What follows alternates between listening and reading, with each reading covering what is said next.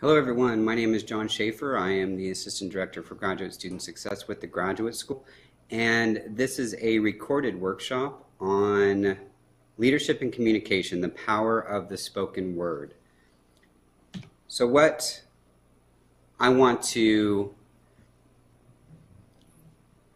talk to you guys about in regards to leadership and communication is the fact that truly you do have something to say. And you have, not only do you have something to say, but chances are you have something important to say. And so I want to challenge you and also empower you to have faith in your voice. Some of the topics that we're going to cover in this workshop are, first of all, key principles of communication. So basically the basics of communication. And then the effective communication skills of leaders, communicating your vision, communication through social and relational means, and then communication skills through listening. So a quote from Gilbert Amelio, who's the president and CEO of National Semiconductor Corp, developing excellent communication skills is absolutely essential to effective leadership. The leader must be able to share knowledge and ideas, to transmit a sense of urgency and enthusiasm to others. If a leader can't get a message across clearly and motivate others to act on it, then having a message doesn't even matter. So what exactly does that mean if you break it down? So basically the key to this is, if you can't adequately and accurately and concisely share your message and have that message received as accurately as you had intended it, then the message in itself doesn't even matter. So you might as well have said it in the first place. So that's part of the reason, hopefully you're reviewing or watching this video is to gain some of these skills both in communication and leadership and pairing those two items together. So here are some key principles of communication. First of all, everything communicates. And what that means is that things that you say, but also things that you don't say. So what is that? That's nonverbal communication. That is, which is how you, your body language, eye contact, having a strong message, a strong voice as you are delivering your message, your actions. So not only walking the walk, not only talking the talk, but walking the walk. Everything communicates to your constituents. And your constituents could be a group that you're in graduate school, a team, a group project. It could be employees at work. It could be external constituents. So if you're working on marketing an item or an idea to a person or a group of people, noting that everything that you do communicates the message. And so everything needs to be in line. Everything needs to be saying the same thing. So if you are trying to get across a certain message, the verbal message, your nonverbal cues, your body language, and then the actions you take after that, all of that communicates the message, and all of them have to be in sync. Number 2, model the behavior you are looking for from others. Again, this is not just talking the talk, but you have to walk the walk. If you are, as a leader, communicating a message, asking people to do something, then you have to be willing to do that as well.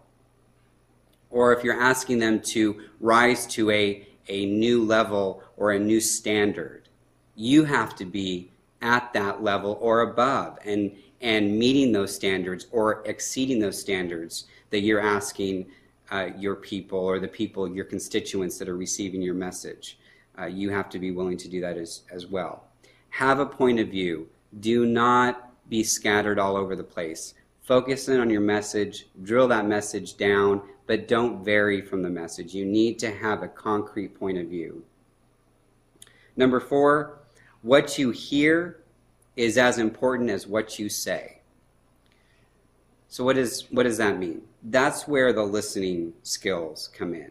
So in a sense, receiving the feedback after you have provided the message, listening is important. You have to listen to your constituents, or else you have no idea if your message has fallen on deaf ears, if the message has even been understood, if there's buy-in to the message. If you don't listen, you may be sending out ineffective messages, and communication is going to break down because so there's no recipient. There's no recipient of the message.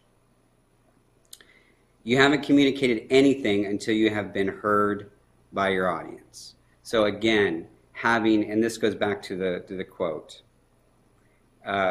if a leader can't get a message across clearly and motivate others to act on it, then having a message doesn't even matter. You haven't communicated anything until you've been heard by your audience. They need to be able to understand what you're asking them to do. Bottom line. Number 6, communication and information, they both end in TION, but there's a big difference. Information is one-way communication. You are expelling probably not the right word usage, but you are, you're providing the message. Information is you are just dictating the message. So it's one-way communication. And for example, if you're reading an article in a newspaper or in a magazine or online, that's information that you're receiving. You're watching the news. That's information. Communication is when there's actually dialogue. So if you're looking at communication, then communication as a leader, that means the leader, as they're communicating with their constituents, need to be prepared for that dialogue and the feedback. That's the way that you have effective communication, when you have dialogue. Communicate courageously. So again, from the first quote I provided you, you have to have faith in your voice. You have to be strong in your message. So when you're communicating courageously, it means you are firmly standing for what you believe in. You're not wavering. And what that's going to do is cause buy-in from your constituents. Also remember that you are competing for attention. There are a lot of messages out there, and a lot more than there used to be. It used to be you received your information by, the nightly news, the newspaper, sometimes magazines, and now you have internet, you have email, you have people, you have social media, you have people that can access information with, at the palm of their hand. They have access to the information at the palm of their hand. So you are competing for their attention. So your message has to be, again, we're going back to clear, concise, courageous, all of those points to make sure that someone is paying attention, or multiple people are paying attention. Your constituents are paying attention. If it looks important, it must be important. So again, that goes back to the competing for attention, communicating courageously. You have to sell your constituents on the fact that what you are saying is important. So the message has to be, again, clear. You have to have faith in what you're saying. And if you can build this message up to where it looks important to your constituents, it's going to then be important. And then, of course, practice. Delivering a message or creating a message, it's not necessarily something that comes naturally to people. And so it's good to practice. Whether if it's a written message, then maybe having some people review it before, and maybe critique it before the message is sent out. If it's a verbal message, then of course practice makes perfect, and you're going to want to practice your delivery of the message and the way the message is framed before you actually deliver it.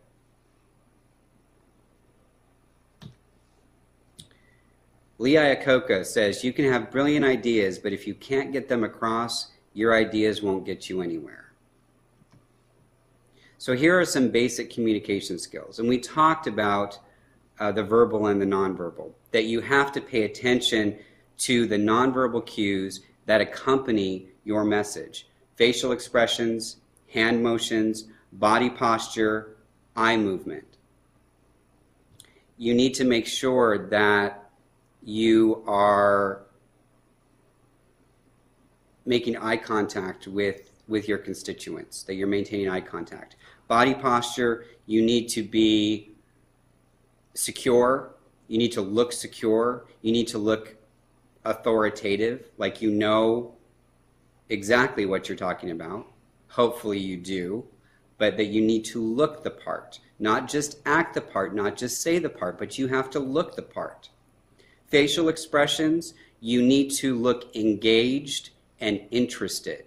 If you look like you don't want to be there, you're immediately going to disengage from your audience, because they're going to think, if this guy or this woman is here delivering a message and it doesn't even seem like they want to be here, why should I listen and why should I want to be here? So again, as I mentioned before, you're matching your nonverbal to the verbal. And what this does is it creates believability and trust. If the nonverbal cues are matching the verbal cues, you are building trust. If your nonverbal cues do not match the message that you are providing to your constituents, they're not going to believe you. So here's some more communication skills. So communication skills revolve around adaptation. You need to be adaptable. One thing to always keep in mind, and one thing you can always be sure of, is things change. And if you note that your communication, whatever message you're trying to get across, isn't making it to your constituents, so they're not maybe understanding what your message is, you need to be able to adapt to and change. Don't just say, this is my message, this is what I'm sticking with, and I'm not going to divert from that message. That's not a smart way of conducting business, basically. You need to be able to adjust and adapt to also to your environment. If you are delivering a message to different types of audiences, so you have different constituents, then you have to be able to adapt the way you deliver the message. Also listening, and this is going to be, listening is a common theme throughout this entire presentation and throughout communication, effective communication in general, is you have to be able to listen to the feedback and really digest it and then adapt and change. Setting the example, of course, this goes back to what we had talked about before, again, reiterating the walking the walk and, talking the talk and walking the walk.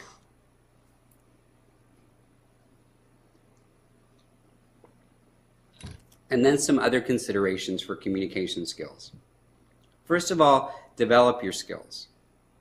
I think that skills can always be improved upon. You're never at a point where you think, no, I really can't improve anymore. Me personally, because I do this type of work a lot, where I'm presenting over information at workshops and conferences, etc. I'm always trying to work on improving how I present. And that is communication skills. So it's developing those skills, and I may read articles on presentation skills and take some of those things to heart. Take trainings yourself. That's another way to do it. You can take trainings on not only developing an effective communication message or communication plan, but also the delivery of the message. And then consider trainings for others. It's not necessarily all about you. It's also about some of the people that are your constituents, maybe your employees, and empowering them to improve. And so if you have multiple people on your team that have excellent communication skills, that's only going to improve the delivery of your message to outside constituents of your organization. So the best leaders are first-rate communicators. This is Lee Frostheiser in an article, Communication, the Most Important Key to Leadership. So some more communication skills. This is actually a 5-step process, this slide that we're looking at, or you're looking at right now. So your communication skills. So number one, first of all, prepare how you're going to communicate. So what's your message? What is it? What are you going to look like when you're standing up there and you're delivering the message? Or, if you're maybe you're communicating through email, maybe you're communicating through social media, maybe you're communicating whatever venue, whatever type of medium you are actually delivering the message through. Prepare how that medium is going to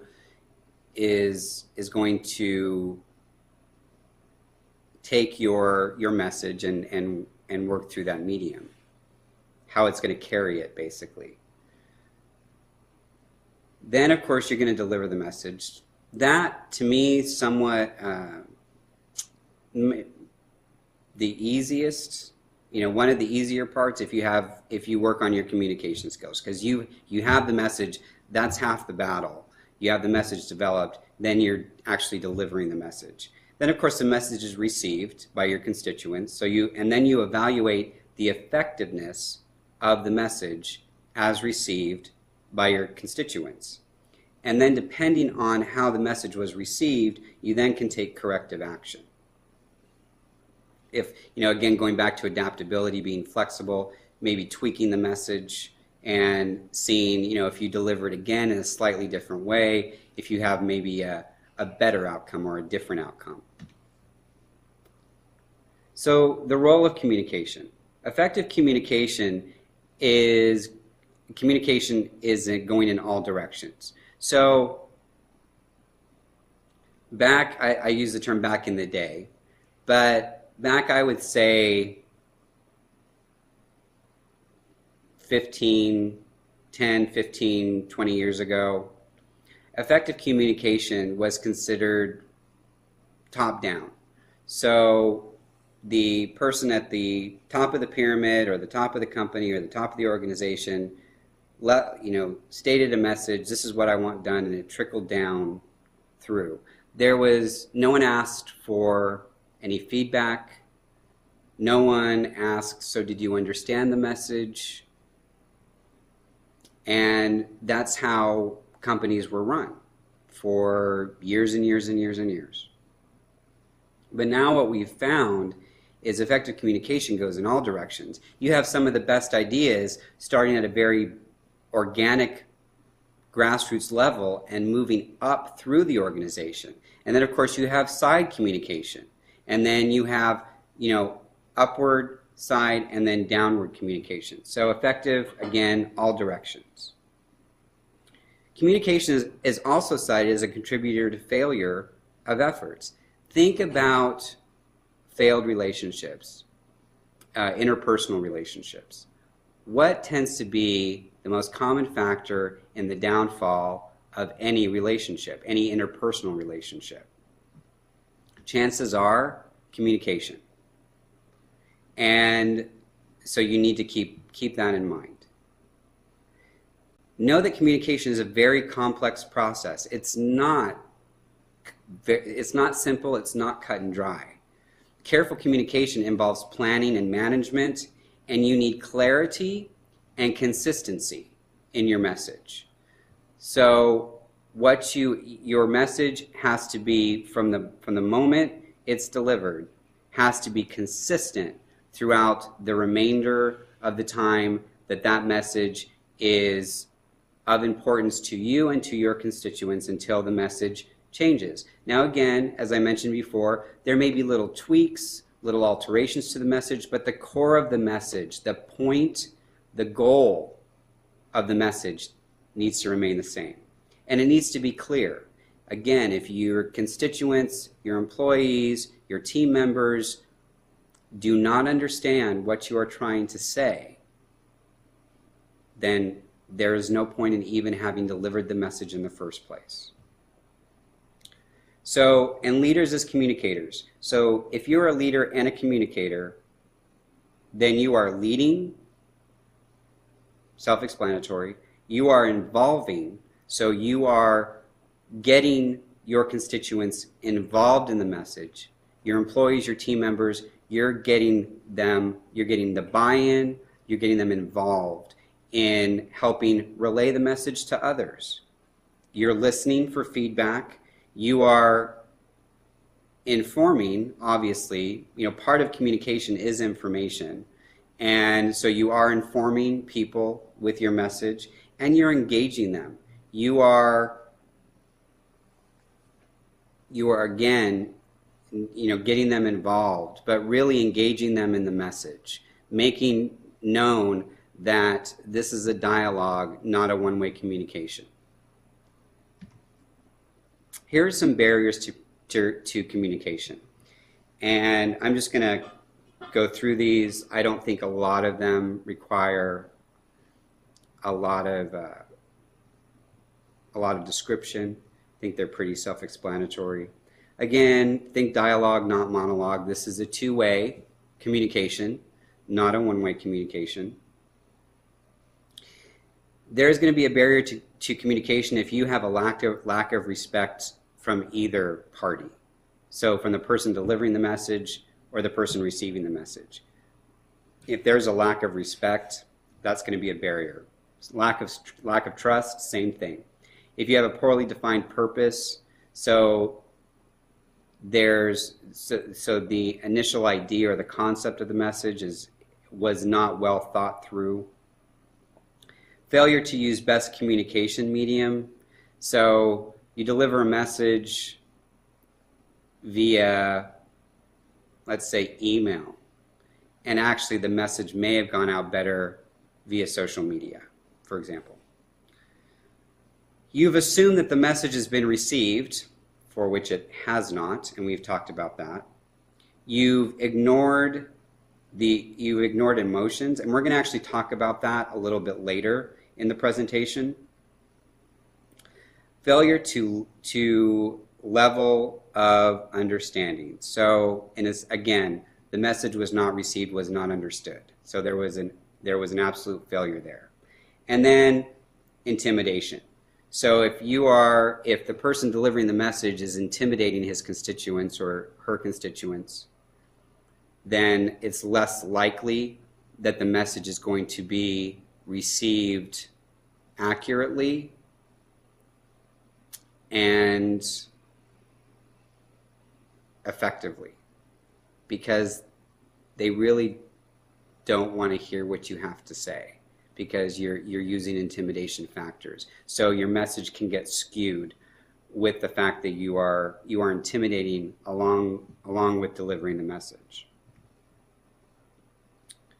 So the next quote, "The task of leadership is to communicate clearly and repeatedly the organization's vision, all with the intent of helping every person involved understand what work needs to be done and why, and what part the individual plays in the overall effort." It's from Fundamentals of Leadership, Communicating the Vision from Writing Assistants Incorporated. So now we're going to be talking about vision. So, this is from usually a larger organizational standpoint, communicating the vision. Communicating a message can be from an individual. Communicating or an individual to an individual or an individual to a group. Communicating the vision usually more encompasses a larger organizational structure. So again, you've heard this time and time again throughout the presentation, clear and concise. The vision needs to be clear and concise. The vision needs to resonate with your audience, and your stakeholders, which are your constituents. They need to believe in what you're saying. If you have complicated concepts, you need to be able to boil those down and drill those down into a few simple phrases that get the point across. And then, of course, you have something called multimodality, which includes what you say is really only the beginning of the process. Just because you've delivered the initial message doesn't mean it stops there. This whole part of delivering the message and walking the walk and talking the talk and being consistent, that has to do with multimodality. You also are creating a consistent message, and you're leading by example. And we've talked about these throughout this, or I've talked about these throughout this presentation. I am a firm believer that a picture says 1,000 words. And oftentimes, if you're delivering a vision to constituents, sometimes you can simply put an image up on a screen and it's going to say everything you need. Do you need a bunch of words in a PowerPoint? Not necessarily. Do you need to flood your constituents or your stakeholders with a bunch of a wordy email? Not necessarily. Maybe a picture and a few words. Like, for example, what does this picture say to you? Just think, take a couple seconds, think of a few words that immediately you think of when you see this picture. So what I think of is freedom, no barriers, soaring to new heights, strength, persistence. I mean, the list can go on and on and on. And you're also possibly resonating with a single image. You can resonate with, your message will resonate with your audience. They will totally buy in to what you're trying to say if you pick the right illustration, for lack of a better word. This picture, again, take a couple seconds and what does this picture say to you?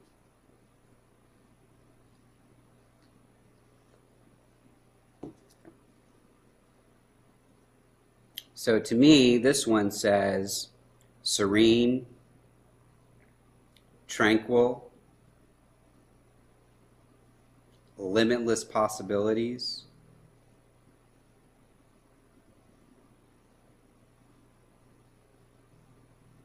quiet. Again, any number of things. If you're trying to get across a certain message, and your message is serenity, for example, this might be a good image to use, along with a few key words. So communicating your vision, this is part of communicating a vision includes conversational leadership. And that includes the 4 I's: intimacy, interactivity, inclusion, and intentionality. And intimacy includes trust, being authentic, and also listening. So that's the intimacy part. Interactivity is dialogue, so you're, the two-way communication. Inclusion is, of course, involvement. Getting your constituents involved to buy into the message and take the message further. And then intentionality, of course, is the goal. What's the goal of the vision? And are you achieving that goal?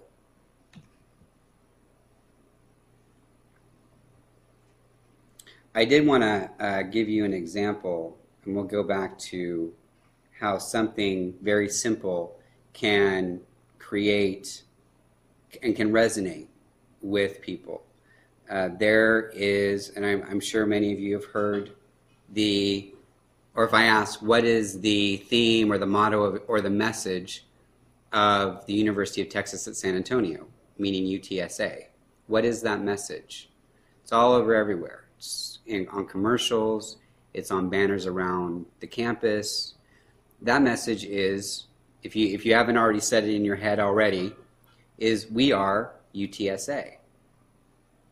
It's a very simple message, and it resonates not only with the campus community, but the San Antonio community at large, because of the way that they have utilized the message. They have utilized it in regards to, we are research, we are leaders, we are academics, we are athletics, we are San Antonio. Now, you know that there are other institutions, actually a number of them, either very close to San Antonio, much less within San Antonio. I can think of 4 other institutions, higher ed institutions in San Antonio alone, not including the community colleges.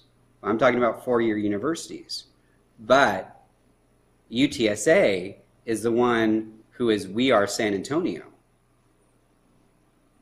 So that creates a tie with the community. So in turn, when you're looking at raising revenue for the institution, recruitment of students, and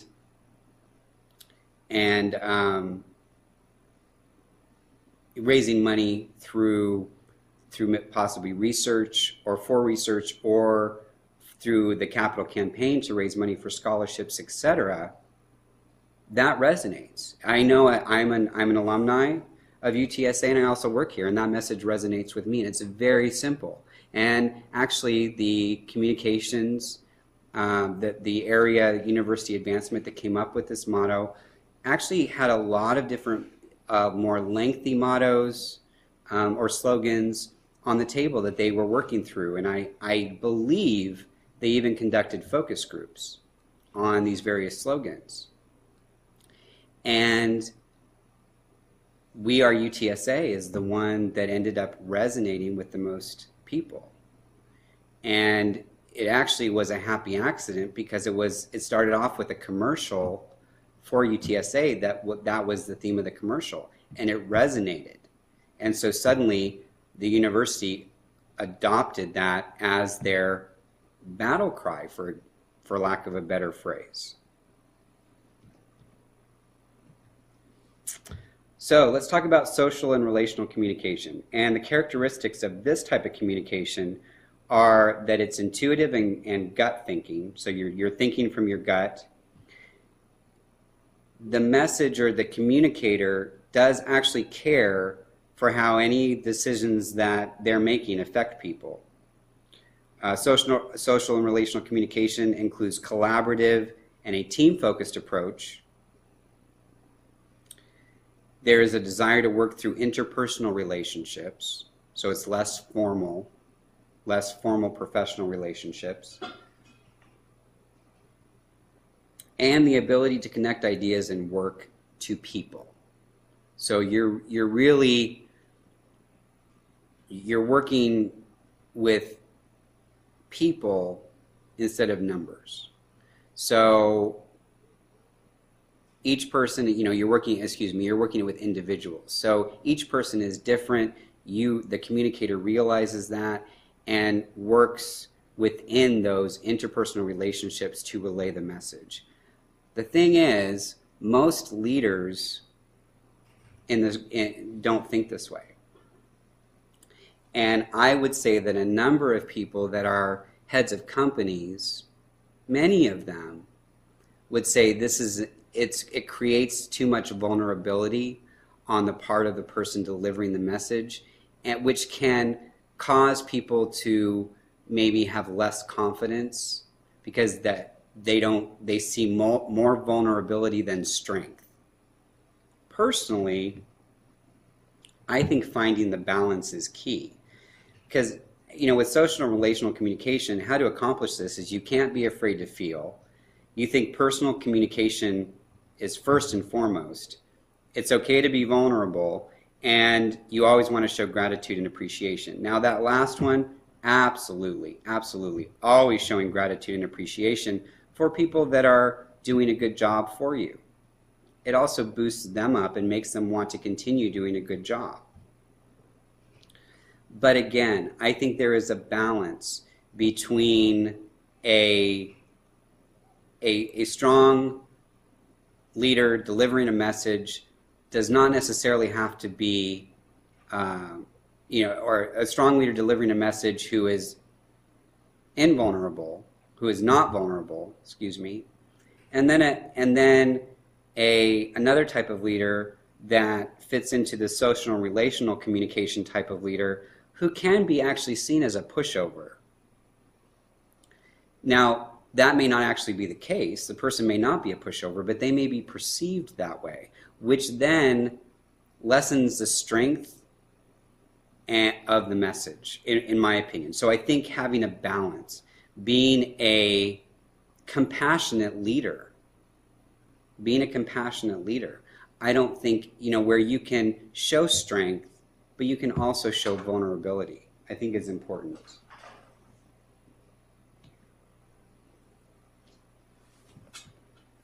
And so some listening facts that I want to go over with you are, first of all, there's a listening rate of, before we get into listening, there's a listen rate of 125 to 250 words per minute. And then people think at 1,000 to 3,000 words per minute. And 55% of word meaning is in facial expression, 38% is in how words are said, and 7% is in actual words spoken. Now, a study of Fortune 100 companies found that workers send and receive about 1,800 messages each day. So they are receiving or hearing 1,800 messages per day. So you are competing with this. But also, again, keep in mind, with the listening rate and then the thinking rate, but the listening rate is fairly low compared to the thinking rate. But then also note the 55% of word meaning is in facial expression. So, and 7% is in actual words spoken. So this is where your nonverbal needs to definitely match your verbal, because if it's not, your word meaning is getting lost 55% of the time. So here's some effective listening skills. First of all, talk less. Secondly, focus on the message that you are receiving as the listener. Withhold judgment. Let them finish. Let the person who is talking to you finish before you turn around and respond to the message you're listening to.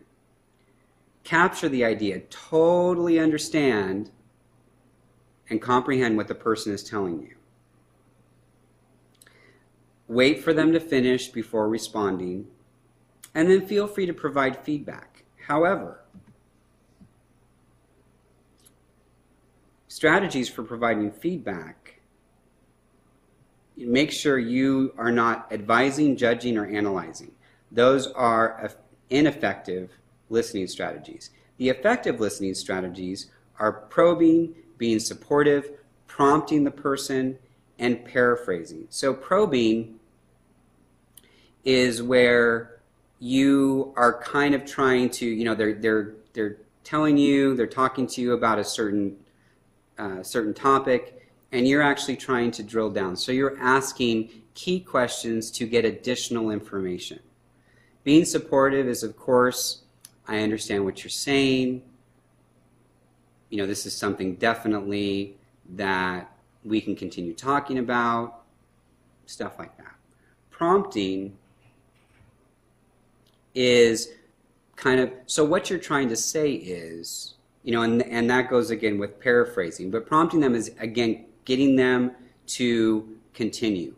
And then paraphrasing is then taking what they're saying and boiling it down and replying to them and making sure that you guys are on the same page.